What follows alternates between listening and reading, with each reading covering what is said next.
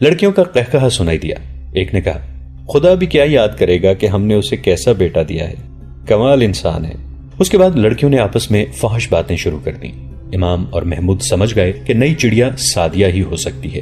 انہیں بہرحال یقین ہو گیا تھا کہ یہ سب شعبدہ بازی ہے اور یہ ڈھونگ پسماندہ مسلمانوں کو گمراہ کرنے کے لیے رچایا جا رہا ہے۔ امام نے محمود کے کان میں کہا، ان لڑکیوں کی اریاں باتیں اور شراب کی بو بتا رہی ہے کہ یہ لوگ کون ہیں اور یہ کیا ہو رہا ہے۔ ہم ویسے نہیں بھٹک رہے۔ وہ دونوں بڑے خیمے کے قریب چلے گئے۔ یہ خیمہ ایک ٹیلے کے ساتھ تھا اور یہ ٹیلا تقریباً عمودی تھا۔ ٹیلے اور خیمے کے پچھلے دروازے کے درمیان ایک آدھ گز کا فاصلہ تھا۔ انہوں نے اس جگہ جا کر دیکھا، خیمے کے پردے درمیان سے رسیوں سے بندھے ہوئے تھے۔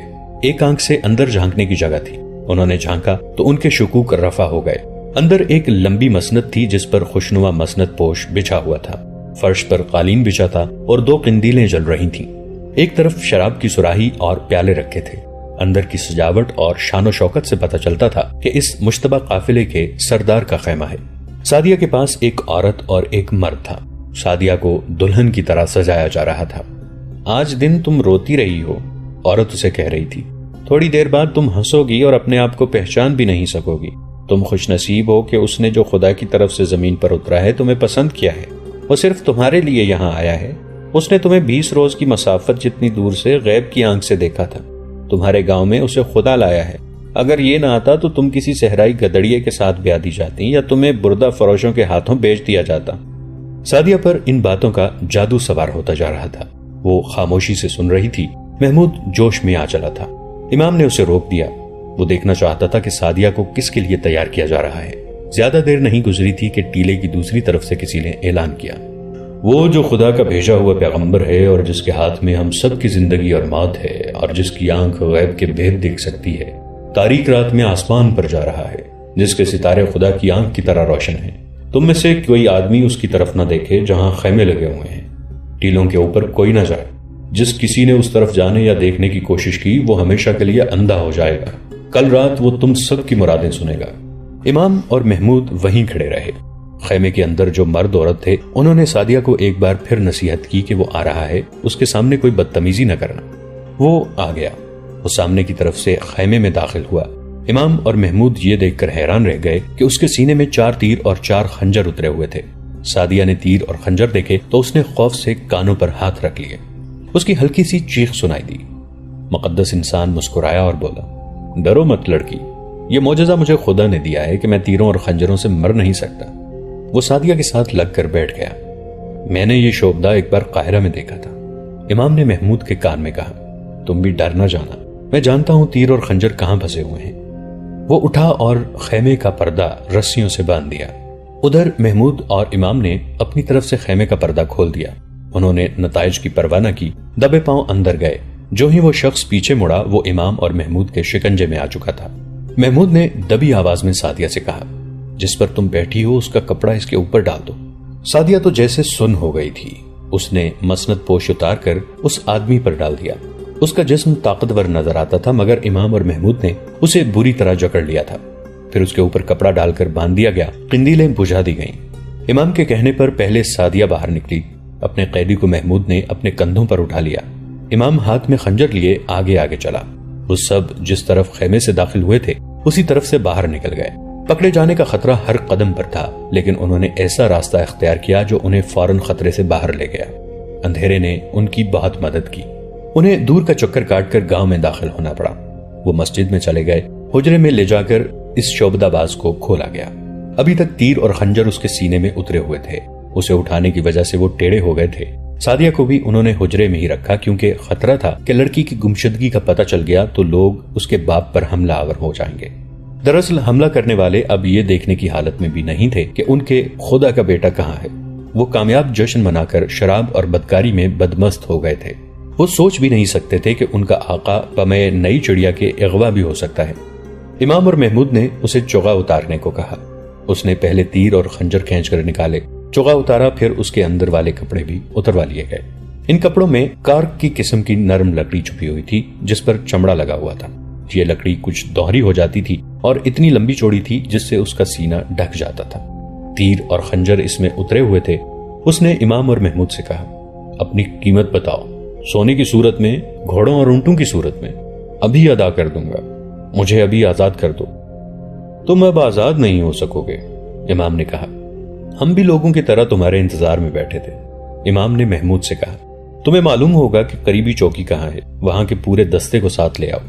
उसने चौकी का फासला और समत बताई और वो खुफिया अल्फाज भी बताए जिससे इमाम सुराग रसां और जासूस की हैसियत से पहचाना जाता था।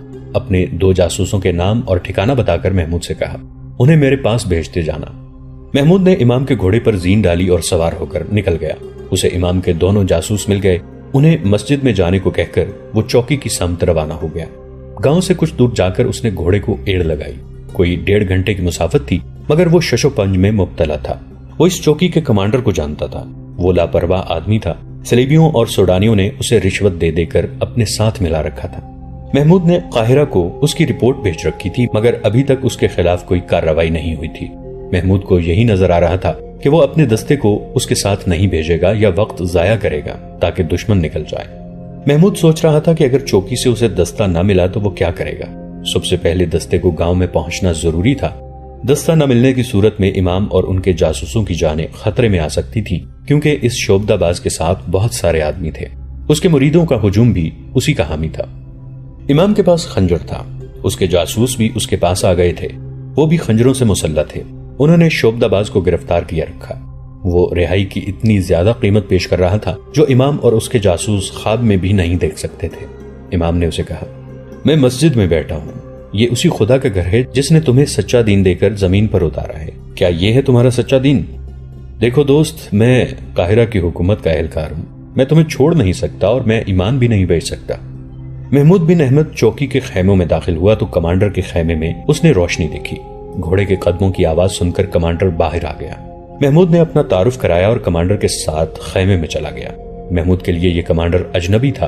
उसे कमांडर ने बताया कि गुज़श्ता शाम पुराने दस्ते को यहाँ से भेज दिया गया है और ये दस्ता नया आया है। ये तब्दीली सलाहुद्दीन अय्यूबी के हुक्म से की गई थी। तमाम पुराने सरहदी दस्तों को वहां से हटाकर उस फौज के दस्ते भेज दिए गए थे जो सुल्तान अय्यूबी के साथ महाज से आई थी। महमूद ने कमांडर को तफसील से बताया कि उन्होंने बहुत बड़ा शिकार पकड़ा है और उसके तमाम गिरोह को पकड़ने के लिए चौकी के पूरे दस्ते की फौरी तौर पर जरूरत है ताकि उन लोगों को रात ही रात में घेरे में ले लिया जाए। कमांडर ने फौरन पूरे दस्ते को, जिसकी तादाद 50 से ज्यादा थी, घोड़ों पर सवार होने का हुक्म दिया। उनके पास बर्छियां और तलवारें थीं और उनमें तीर अंदाज भी थे। 8-10 सिपाहियों को चौकी पर छोड़ दिया गया। ये दस्ता करक के मुहासरे से आया था। जज्बा कायम था। कमांडर ने सरपट घोड़े दौड़ा दिए। महमूद रहनुमाई कर रहा था। मंजिल के करीब जाकर घोड़ों की रफ्तार सुस्त कर दी गई ताकि मुखबिरों को खबर न होने पाए। मुजरिम खबर होने की हालत में नहीं थे। शराब और नींद ने उन्हें बेहोश कर रखा था। कमांडर ने महमूद की रहनुमाई में घेरा मुकम्मल कर लिया और कार्रवाई सुबह तक मुलतवी रखी। महमूद ने इमाम को इत्तला दे दी कि दस्ता आ गया है। सादिया अभी इमाम के हुजरे में ही थी। इमाम ने एक जासूस भेजकर सादिया के बाप को भी बुला लिया। जो मोतक़िद मुरीद और ज़ायरीन बड़ी दूर दूर से उसकी ज़ियारत को आए थे, वो रात के मोज़े देखकर खुले आसमान तले सो गए थे। उनके मुक़द्दस इंसान ने उन्हें यह कहा था कि अगली रात वो उनकी मुरादें सुनेगा।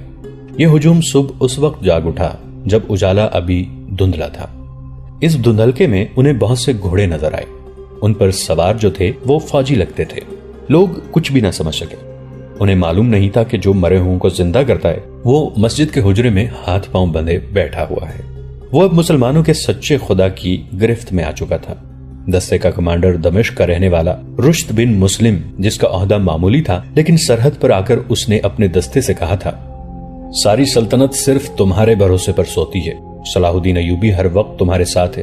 अगर वो तुम्हें नजर नहीं आता तो उसे मेरी आंखों में देख लो। हम सब सुल्तान सलाहुद्दीन अय्यूबी हैं। अगर किसी ने यहाँ पुराने दस्ते के आदमियों की तरह ईमान फरोख्त किया तो मैं इसके पांव बांध कर रेगिस्तान में जिंदा फेंक दूंगा।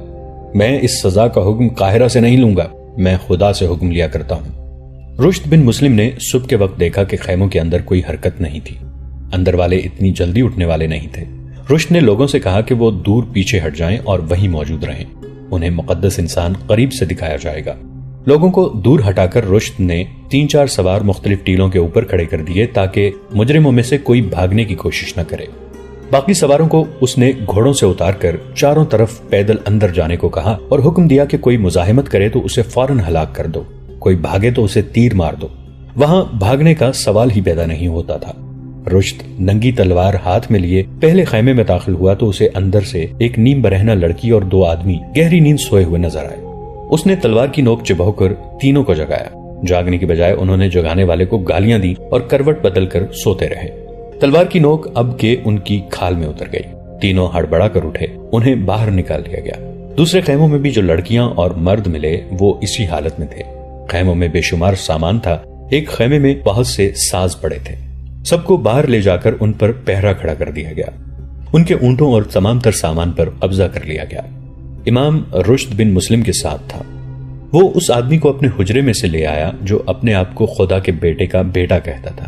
اس کے ہاتھ پیٹھ پیچھے بندھے ہوئے تھے۔ اسے اسی جگہ کھڑا کیا گیا جہاں رات اس نے معجزے دکھائے تھے۔ پیچھے پردے لگے ہوئے تھے۔ اس کے گروہ کو اس کے سامنے بٹھا دیا گیا۔ ان سب کے ہاتھ پیچھے باندھ دیے گئے تھے۔ وہ ساز ان کے قریب رکھ دیے گئے جو ایک خیمے سے برآمد ہوئے تھے۔ امام نے لوگوں کو آگے آنے کو کہا۔ ہجوم آگے آیا تو امام نے کہا، اسے کہو کہ یہ خدا کا ایلچی ہے یا اس کا بیٹا ہے تو اپنے ہاتھ رسیوں سے آزاد کر لے۔ یہ مرے ہوں کو زندہ کرتا ہے۔ میں اس کے گروہ کے ایک آدمی کو ہلاک کر دوں گا۔ تم اسے کہو کہ اسے میرے ہاتھ سے چھڑا لے، یا وہ مر جائے تو اسے زندہ کر دے۔ امام نے اس کے گروہ کے ایک آدمی کو اٹھایا اور رشد کی تلوار لے کر اس کی طرف بڑھا تو وہ آدمی چلا اٹھا، مجھے بخش دو، یہ آدمی مجھے زندہ نہیں کر سکے گا، یہ بہت بڑا پاپی ہے، خدا کے لیے مجھے قتل نہ کرنا۔ لوگوں نے یہ تماشا دیکھا مگر ان کے وہم ابھی دور نہیں ہوئے تھے۔ امام اس آدمی کا چوغا اور کپڑے بھی ساتھ لے آیا تھا۔ نرم لکڑی بھی ساتھ تھی۔ امام نے یہ کپڑے پہن لیے، کسی کو دکھائے بغیر لکڑی اندر رکھ لی، اوپر چوغا پہن لیا۔ اس نے رشد سے کہا کہ اپنے 4 تیر انداز میرے سامنے لاؤ۔ تیر انداز آئے تو اس نے کہا، 30 قدم دور کھڑے ہو کر میرے دل کا نشانہ لو اور تیر چلاؤ۔ تیر اندازوں نے رشد بن مسلم کی طرف سوالیہ نگاہوں سے دیکھا۔ رات کو محمود نے رشد کو تیروں اور خنجروں کو سینے میں اترنے کی حقیقت بتا دی تھی۔ رشد نے اپنے تیر اندازوں کو حکم دیا کہ وہ تیر چلا دیں۔ انہوں نے نشانہ لے کر تیر چلا دیے۔ چاروں تیر امام کے دل کے مقام میں پیوست ہو گئے۔ امام نے کہا، اب آگے آ کر میرے سینے پر 4 خنجر پوری طاقت سے پھینکو۔ خنجر پھینکے گئے جو امام کے سینے میں جا کر اٹک گئے۔ امام نے تیر اندازوں سے کہا، ایک ایک تیر اور کمانوں میں ڈالو۔ اس نے مقدس انسان کو ذرا آگے کیا اور لوگوں سے مخاطب ہو کر بلند آواز سے کہا، یہ شخص اپنے آپ کو لافانی کہتا ہے، میں تمہیں دکھاؤں گا کہ یہ اصل میں کیا ہے۔ اس نے تیر اندازوں سے کہا، اس کے دل کا نشانہ لے کر تیر چلاؤ۔ جو ہی کمانیں اوپر اٹھیں وہ آدمی دوڑ کر امام کے پیچھے ہو گیا۔ وہ موت کے ڈر سے تھر تھر کانپ رہا تھا اور بھکاریوں کی طرح جان کی بخشش مانگ رہا تھا۔ امام نے اسے کہا، آگے آؤ اور لوگوں کو بتاؤ کہ تم صلیبیوں کے بھیجے ہوئے تخریب کار ہو اور تم شعبدہ باز ہو۔ امام نے تلوار کی نوک اس کے پہلو سے لگا دی۔ لوگوں، اس آدمی نے آگے جا کر بلند آواز سے کہا، میں لافانی نہیں ہوں، میں تمہاری طرح انسان ہوں۔ مجھے صلیبیوں نے بھیجا ہے کہ تمہارا ایمان خراب کروں۔ اس کی مجھے بہت اجرت ملتی ہے، اور شمون کی بیٹی سادیہ کو اسی نے اغوا کرایا تھا۔ امام نے کہا، ہم نے لڑکی رہا کرا لی ہے۔ امام نے چوغا اتار کر اندر کے کپڑے اتارے، لکڑی الگ کی اور رشد کے ایک سپاہی کے ہاتھ میں دے کر کہا کہ یہ تمام مجمع میں گھما لاؤ۔ امام نے لوگوں سے کہا کہ تیر اور خنجر اس لکڑی میں لگتے ہیں۔ تمام لوگوں نے یہ بھید دیکھ لیا تو انہیں آگے بلا کر کہا گیا کہ ہر جگہ گھومو اور ہر ایک چیز دیکھو۔ لوگ دوڑتے ہوئے ہر جگہ پھیل گئے۔ پردوں کے پیچھے ایک غار بنایا گیا تھا، وہاں رات کو سازندے بیٹھ کر ساز بجاتے تھے۔ لوگ خیموں میں گئے تو وہاں شراب کی بدبو پھیلی ہوئی تھی۔ لوگ ہر جگہ گھوم پھر چکے تو انہیں ایک جگہ بٹھا کر بتایا گیا کہ یہ سب ڈھونگ کیا تھا۔ امام نے معلوم کر لیا تھا کہ جسے اس نے رات کو زندہ کیا تھا وہ کون ہے۔ وہ اسی کے گروہ کا ایک آدمی تھا جو رسیوں میں بندھا ہوا قیدیوں میں بیٹھا تھا۔ اسے لوگوں کے سامنے کھڑا کیا گیا۔ ایک اور آدمی لوگوں کو دکھایا گیا جو رات کو بوڑھے کا بہروپ دار کر اس آدمی کا باپ بنا تھا۔ 4 تیر انداز بھی سامنے آ گئے جنہوں نے رات تیر چلائے تھے، وہ بھی اسی گروہ کے آدمی تھے۔ غرض تمام تر ڈھونگ لوگوں کو دکھایا گیا۔ اسلام کے بیٹو، غور سے سنو، امام نے لوگوں سے کہا، یہ سب صلیب کے پجاری ہیں اور تمہارا ایمان خراب کرنے آئے ہیں۔ تم جانتے ہو کہ کوئی انسان کسی انسان کو زندہ نہیں کر سکتا، خود خدا کسی مرے ہوئے کو زندہ نہیں کرتا، کیونکہ خدائے ذوالجلال اپنے بنائے ہوئے قانون کا پابند ہے۔ اس کی ذات وحدہ لا شریک ہے، اس کو کوئی بیٹا نہیں۔ یہ صلیبی اسلام کی آواز کو دبانے کے لیے یہ ہتھ کنڈے استعمال کر رہے ہیں۔ یہ باطل کے پجاری تمہارے ایمان اور جذبے اور تمہاری تلوار سے ڈرتے ہیں، تمہارا مقابلہ میدان میں نہیں کر سکتے، اس لیے یہ دلکش طریقے اختیار کر کے تمہارے دلوں میں وہم اور وسوسے ڈال رہے ہیں تاکہ تم اسلام کے تحفظ کے لیے صلیب کے خلاف تلوار نہ اٹھاؤ۔ اسی مصر میں فرعون نے اپنے آپ کو خدا کہا تھا حضرت موسیٰ علیہ السلام نے اس کی خدائی کو دریائے نیل میں ڈبو دیا تھا۔ اپنی عظمت کو پہچانو میرے دوستو، اپنے دشمن کو بھی اچھی طرح پہچان لو۔ لوگ جو سب کے سب مسلمان تھے مشتعل ہو گئے۔ وہ چونکہ پسماندہ اور علم سے بے بہرہ تھے اس لیے انتہا پسند تھے۔ انہوں نے گنہگار انسان کی شعبدہ بازی دیکھ کر اسے خدا کا بیٹا تسلیم کر لیا، اور جب اس کے خلاف باتیں سنی تو ایسے مشتعل ہوئے کہ غیظ و غضب سے نعرے لگاتے اس آدمی پر اور اس کے گروہ پر ٹوٹ پڑے۔ امام ان مجرموں کو زندہ قاہرہ لے جانا چاہتا تھا، لیکن اتنے بڑے ہجوم سے انہیں زندہ نکالنا ناممکن ہو گیا۔ رشد نے تشدد سے ہجوم پر قابو پانے کا مشورہ دیا، جو امام نے تسلیم نہیں کیا۔ اس نے کہا کہ تمہاری تلواروں سے یہ سیدھے سادے مسلمان کٹ جائیں گے، انہیں اپنے ہاتھوں ان لوگوں کو ہلاک کرنے دو تاکہ انہیں یقین ہو جائے کہ جس نے خدا کا ایلچی اور بیٹا ہونے کا دعویٰ کیا ہے وہ ایک گنہگار انسان ہے جسے کوئی بھی انسان قتل کر سکتا ہے۔ امام رشد بن مسلم اور محمود ایک طرف ہٹ گئے۔ رشد نے ایک ٹیلے پر جا کر اپنے سپاہیوں کو للکارا اور کہا، تم جہاں ہو وہیں رہو، ان لوگوں کو مت روکو۔ تھوڑی دیر بعد وہاں امام، محمود، رشد بن مسلم اور اس کے دستے کے سپاہی رہ گئے۔ تمام تر ہجوم غائب ہو چکا تھا۔ رات جہاں شعبدے دکھائی گئے تھے وہاں شعبدہ باز اور اس کے گروہ کی لاشیں پڑی تھیں۔ لڑکیوں کو بھی قتل کر دیا گیا تھا، کوئی لاش پہچانی نہیں جاتی تھی، سب قیمہ ہو چکی تھی۔ لوگ خیمے، پردے اور تمام تر سامان لوٹ کر لے گئے تھے۔ مجرم گروہ کے اونٹ بھی لوگ کھول کر لے گئے اور رشد کے دستے کے 9 گھوڑے بھی لاپتہ ہو گئے۔ ان کے سوار پیادہ تھے اور گھوڑوں سے دور، لوگوں کو معلوم نہیں تھا کہ یہ اپنی فوج کے گھوڑے ہیں۔ یوں لگتا تھا جیسے آندھی آئی ہے اور سب کو اپنے ساتھ اڑا کر لے گئی ہے۔ ہمیں اب قاہرہ چلنا پڑے گا، امام نے رشد اور محمود سے کہا۔ یہ واقعہ حکومت کے سامنے رکھنا ہوگا۔ ان چند ہی دنوں میں سلطان صلاح الدین ایوبی نے جو احکام نافذ کیے اور جو اقدام کیے وہ انقلابی تھے، اتنے انقلابی کہ اس کے قریبی دوست اور مرید بھی چونک اٹھے۔ انہوں نے سب سے پہلے ان افسروں کے گھروں پر چھاپے مروائے اور تلاشی لی جو علی بن سفیان اور غیاث کی مشتبہ فہرست میں تھے۔ ان میں 2-3 مرکزی کمان کے اعلیٰ حاکم تھے، ان کے گھروں سے زر و جواہرات، دولت اور بڑی خوبصورت غیر ملکی لڑکیاں برآمد ہوئیں۔ بعض کے گھروں میں ایسے ملازم تھے جو سوڈان کے تجربہ کار جاسوس تھے، اور بھی کئی ایک ثبوت مل گئے۔ ان سب کو سلطان ایوبی نے عہدے اور رتبے کا لحاظ کیے بغیر غیر معین مدت کے لیے قید خانے میں ڈال دیا اور حکم دیا کہ ان کے ساتھ اخلاقی مجرموں جیسا سلوک کیا جائے۔ اس اقدام سے ان کی مرکزی کمان اور مجلس مشاورت کی چند ایک اہم اسامیاں خالی ہو گئیں۔ انہوں نے ذرہ بھر پرواہ نہ کی۔ سلطان ایوبی نے دوسرا حملہ اس گروہ پر کیا جو اپنے آپ کو مذہب کا اجارہ دار بنائے ہوئے تھا۔ سلطان ایوبی کو مشیروں نے خلوص نیت سے مشورہ دیا کہ مذہب ایک نازک معاملہ ہے، لوگ مسجدوں کے اماموں کے مرید ہیں، رائے عامہ خلاف ہو جائے گی۔ سلطان ایوبی نے پوچھا، ان میں کتنے ہیں جو مذہب کی روح کو سمجھتے ہیں؟ لوگ ان کے مرید صرف اس لیے بن گئے ہیں کہ ان کی ساری کوششیں اسی پر مرکوز ہیں کہ لوگ ان کے مرید بن جائیں۔ میں جانتا ہوں یہ امام اپنی عظمت قائم کرنے کے لیے لوگوں کو اصل مذہب سے بے بہرہ رکھتے ہیں۔ قوم کی بہترین درسگاہ مسجد ہے، مسجد کی 4 دیواری میں بٹھا کر کسی کے کان میں ڈالی ہوئی کوئی بات روح تک اتر جاتی ہے۔ یہ مسجد کے تقدس کا اثر ہے، مگر یہاں مسجد کا استعمال غلط ہو رہا ہے۔ مسجدوں میں امام پیر اور مرشد بنتے جا رہے ہیں۔ اگر میں نے مسجدوں میں باعمل عالم نہ رکھے تو کچھ عرصے بعد لوگ اماموں، پیروں اور مرشدوں کی پرستش کرنے لگیں گے۔ یہ بے علم اور بے عمل عالم اپنے آپ کو خدا اور اس کے بندوں کے درمیان رابطہ کا ذریعہ بنا لیں گے اور اسلام کے زوال کا باعث بنیں گے۔ سلطان ایوبی نے اپنے ایک مفکر اور باعمل عالم زین الدین الواعظ کو مشورے کے لیے بلایا۔ اس عالم نے اپنا جاسوسی کا ایک ذاتی نظام قائم کر رکھا تھا اور ایک بار اس نے صلیبیوں کی ایک بڑی ہی خطرناک سازش بے نقاب کر کے بہت سے آدمی گرفتار کرائے تھے۔ وہ مذہب کو اور مذہب میں جو تخریب کاری ہو رہی ہے اسے بہت اچھی طرح سمجھتا تھا۔ اس نے یہ کہہ کر سلطان ایوبی کا حوصلہ بڑھا دیا کہ اگر آپ مذہب کو تخریب کاری سے آزاد نہیں کریں گے تو کل آپ کو یہ حقیقت قبول کرنی پڑے گی کہ قوم آپ کی رہنمائی اور حکم کو قبول کرنے سے پہلے نام نہاد مذہبی پیشواؤں سے اجازت لیا کرے گی۔ اس وقت تک صلیبی مسلمانوں کے مذہبی نظریات میں توہم پرستی اور رسم و رواج کی ملاوٹ کر چکے ہیں۔ سلطان ایوبی نے فوری طور پر تحریری حکم نامہ نافذ کر دیا کہ زین الدین علی الواعظ کی زیر نگرانی ملک کی تمام مسجدوں کے اماموں کی علمی اور معاشرتی جانچ پڑتال ہوگی اور نئے امام مقرر کیے جائیں گے۔ نئے اماموں کے تقرر کے لیے سلطان ایوبی نے جو شرائط لکھی ان میں امام کا عالم ہونے کے علاوہ فوجی یا سابق فوجی یا عسکری تربیت یافتہ ہونا ضروری قرار دے دیا۔ سلطان ایوبی فلسفہ جہاد اور عسکری جذبے کو مذہب اور مسجد سے الگ نہیں کرنا چاہتے تھے۔ دوستو آج کے لیے اتنا ہی۔ اسی کہانی کی اگلی قسط کے ساتھ بہت جلد حاضر ہوں گے۔ نیچے کامنٹ سیکشن میں اپنی رائے کا اظہار ضرور کیجیے گا۔